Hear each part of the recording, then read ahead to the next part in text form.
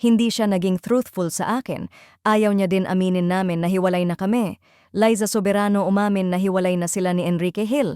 At 3 taon ng break sila, binasag na ni Liza Soberano ang katahimikan tungkol sa matagal ng espekulasyon sa relasyon nila ni Enrique Hill.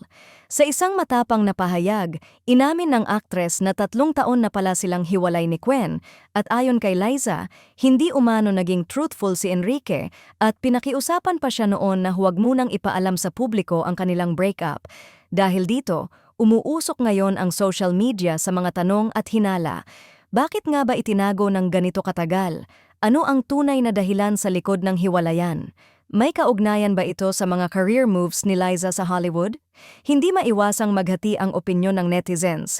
May mga kumakampi kay Liza at sinasabing karapatan niyang magsabi ng totoo, habang ang iba naman ay kampi kay Enrique at sinasabing dapat ay pribado na lang ang issue.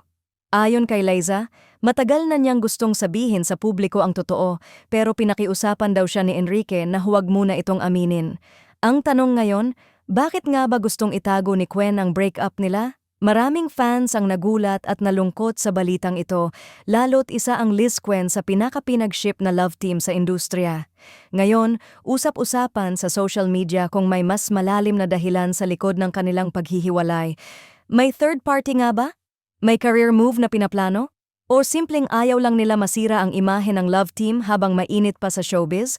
Sa isang candid na pahayag, diretsahan niyang sinabi na 3 taon na pala silang hiwalay ni Enrique at mas shocking pa, ayon sa kanya, ay hindi naging truthful si Quen tungkol sa totoong estado ng relasyon nila na ikinagulat ng mga fans. May mga netizens ang nagsabing baka cheating issue na naman ang dahilan. Isang bagay ang malinaw, 3 taon na pala tayong nahuhulog sa isang love story na matagal nang tapos sa totoong buhay.